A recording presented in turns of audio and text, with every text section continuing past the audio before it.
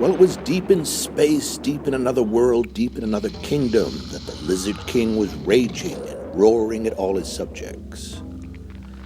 He didn't like this recent increase in happiness and light and color and sweet sounds of music, and he didn't want any of the lizards to like it either. There was this dragon and this machine and this kid in the neighborhood, and they were the cause of it all. And there had to be a stop to it, and that was all there was to it.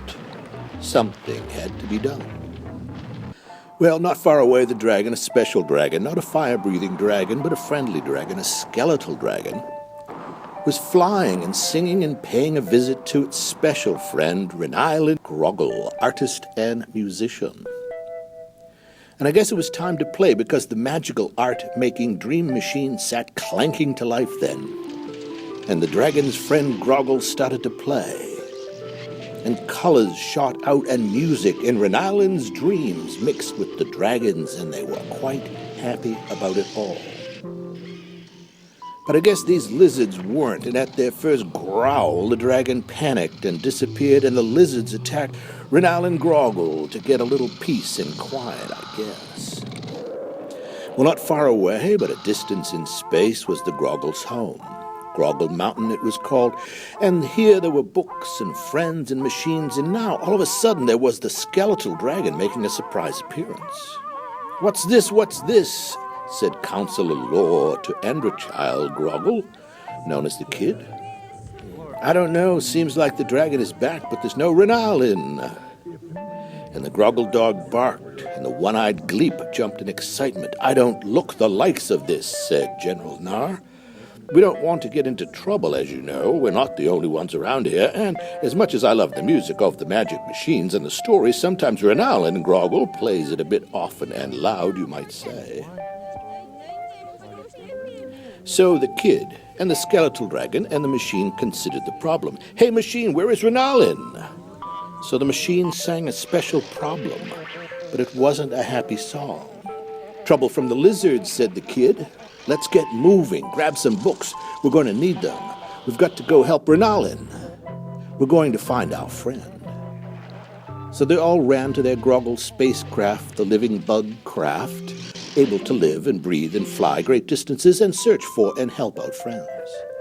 The Gleep checked the screens, and the crew checked the power, and the Kid and Counselor Law checked the books, and the Groggle dog checked the books, and they all monitored the bug and the machine and the messages and the songs of space, trying to find the present and very important whereabouts of their friend Renailen.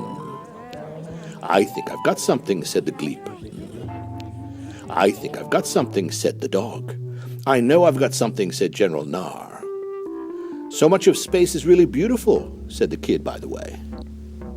And they swooped into the lizard world sort of quite unobserved.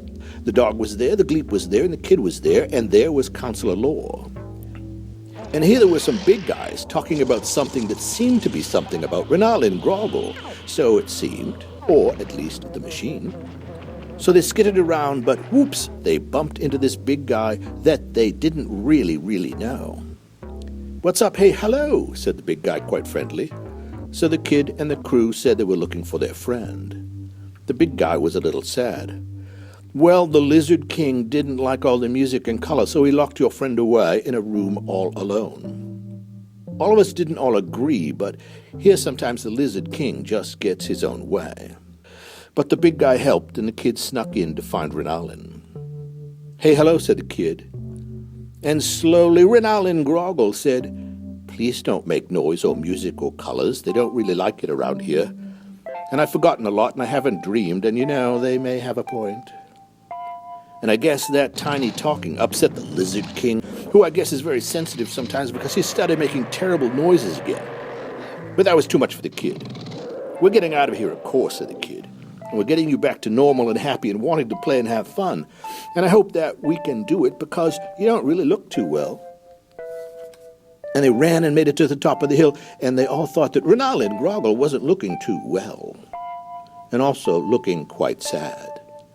"Oh," said the Kid, and the Groggles were pretty distressed by all this. And the skeletal dragon came to help, and the bug craft came down to take them all home. And the dragon stood over its friend and covered Renalin with magic and a little dragon love for the trip home. With all of them safe in the hold, the bugcraft began the journey back through space to Groggle Mountain. And everyone hoped that Renal and Groggle would be all right, but no one really knew for sure. But the kid knew. The kid believed that their friend would snap back as good as new. Maybe a jolt of hope and dreams or comic books from the machine. Maybe a touch of memories of old-fashioned fun. The machine seemed to respond. Something wonderful seemed to be happening all through Groggle Mountain. And before you knew it, zoom went Renal and Groggle and the skeletal dragon racing and singing and flying and almost dancing through the skies, because nothing, I guess, is more fun than being with your friends. And such really good friends they all were.